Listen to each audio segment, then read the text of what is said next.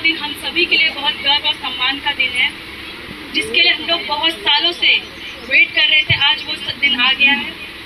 आज वो दिन है जो हमारे भारत के महान सपूत, जो हमारे संविधान के रचयिता, जो हमेशा लड़ने वाले न्याय बाबा साहब की प्रतिमा का स्थापन है। मैं बहुत बहुत धन्यवाद करती हूँ और मुझे बहुत खुशी हो रही है कि इस इवेंट का मुझे पार्ट बनाया गया है। बाबा साहब एक ऐसे व्यक्ति थे जिन्होंने हमेशा सच्ची की लड़ाई लड़ी, जिन्होंने हमेशा न्याय की लड़ाई लड़ी। और वो केवल व्यक्ति नहीं थे, वो एक विचारधारा थे, वो एक आंदोलन थे जो हमेशा न्याय के लिए आगे लड़ते थे हम सबके लिए। उन्होंने कई यूनिवर्सिटी से डिग्री ली, लेकिन अपना ज्ञान अपने लिए इस्तेमाल नहीं किया। उन्होंने अपना ज्ञान और अपना जो भी उन्होंने पढ़ाई की थी बाहर से, वो हमेशा हम सब की लड़ाई लड़ने के लिए उसका इस्तेमाल किया है। मैं जानती हूँ कि जब से मैं सांसद बनी हूँ, लेकिन मैं ये कहती हूँ मैं आप सबकी बेटी बहन हूँ, लेकिन आज आपकी बेटी एक दलित सांसद बन के खड़ी है तो बाबा साहब की देन है। अगर बाबा साहब ना होते तो हमारे समाज को कोई आगे बढ़ने नहीं देता, लेकिन वो बाबा साहब का देन है। चाहे किसी भी जात से आते हो, धर्म से आते हो, हर व्यक्ति को चुनाव लड़ने का अधिकार है, हर व्यक्ति को वोट देने का अधिकार है। तो आज मैं उनकी वजह से यहाँ पे खड़ी हूँ। मैं तो उनको भगवान मानती हूँ। मैं ये भी कहूँगी हर व्यक्ति को सुबह सुबह उठ के बाबा साहब की प्रतिमा को फूल चढ़ाना चाहिए और वो सुबह से उनको याद करना चाहिए। जैसा कि आप जो भाषण दे रहे तो कह रहे थे आज कोई पंडित कोई नहीं बैठा, मैं ये मानती हूँ कि संविधान जो है वो हर व्यक्ति के लिए है। संविधान उसका विरोध करता है जिनका मन में भेदभाव की भावना हो।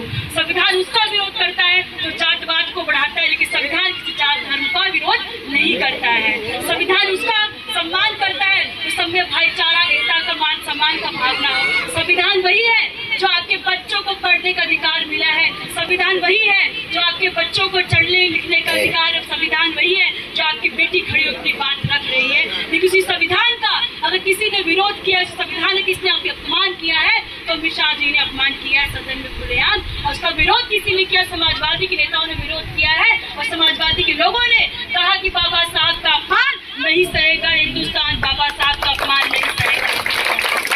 खुले सदन में भाजपा वाले विरोध कर रहे हैं और जब वोट की बारी आती है तो आपको बाबा साहब के नाम पे ये लोग वोट लेने काम कर रहे हैं।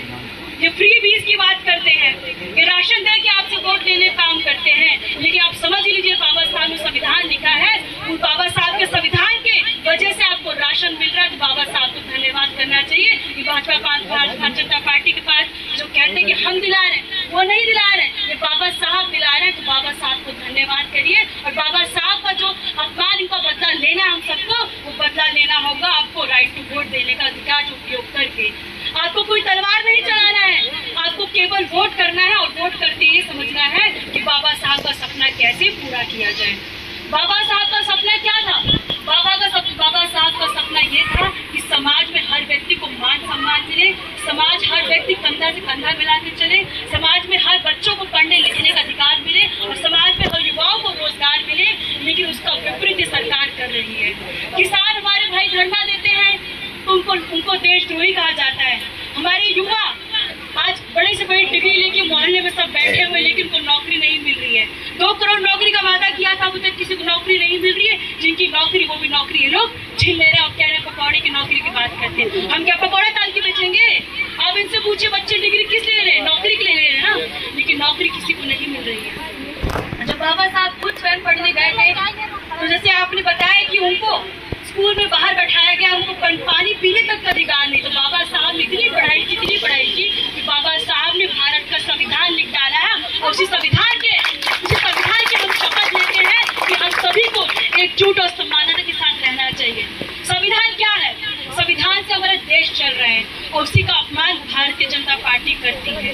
भारतीय जनता पार्टी के समय सबसे ज्यादा कोई सह रहा है तो हम लोग सह रहे हैं, पिछड़ा दलित अल्पसंख्यक लोग सह रहे हैं। और क्यों सह रहे हैं? क्योंकि जो लोग बैठे वो मनुवादी सोच के लोग बैठे और समाजवादी हम अम्बेडकरवादी की सोच के लोग हैं। मैं आप सबसे निवेदन करूंगी, जब भी कोई नेता है भाजपा वाले तो उनको बोल दीजिए हमें आपका कुछ नहीं चाहिए, हम बाबा साहब के साथ वाले लोग खड़े, हम बाबा साहब के न्याय की लड़ाई लड़ेंगे। बाबा साहब का जो अपमान हुआ है उसका बदला हम लेंगे। बाबा साहब ने जीवन में बहुत संघर्ष किया है न्याय के लिए, महिलाओं के लिए बहुत कुछ किया। अगर महिलाएं आज पढ़ने लिखने का अधिकार मिला तो बाबा साहब की वजह से मिल रहा है। अगर आज आपके बच्चों को पढ़ने, डीएम कलेक्टर बनने का अधिकार है तो बाबा साहब की वजह से है, क्योंकि जब ये संविधान नहीं लिखा था तो आप सब अपनी हक की लड़ाई नहीं लड़ सकते थे। अब जब महिलाएं हमारे पास आती है तो बोलती बच्ची एफआईआर दर्ज ना हो तो क्या करें हम। मैं कहती हूँ माता जी, आपके पास तो संविधान है, आप जाइए हक से अपनी बोलिए, अपनी बात बोलिए, हमको एफआईआर दर्ज करने का अधिकार है, आप कर सकती है। अधिकार भी बाबा साहब ने दिया है आपको, बाबा साहब ने बहुत अधिकार दिया आपको। अगर आपके साथ अन्याय हो रहा है तो हाई कोर्ट जा सकते हैं 226 में, आपके साथ अन्याय हो तो सीधा सुप्रीम कोर्ट जा सकते हैं आर्टिकल 32 में। लेकिन जो अधिकार है आपको उसको जानने के लिए आपको संविधान को पढ़ना पड़ेगा। मैं आपसे अनुरोध करूंगी, यहाँ जितनी बेटियां खड़ी, जितने बच्चे खड़े हैं, आप सब संविधान खोल के पढ़िए। जब संविधान पढ़ लेंगे तो आपको लगेगा कि संविधान ही हमारी गीता और संविधान के पूजा करना चाहिए।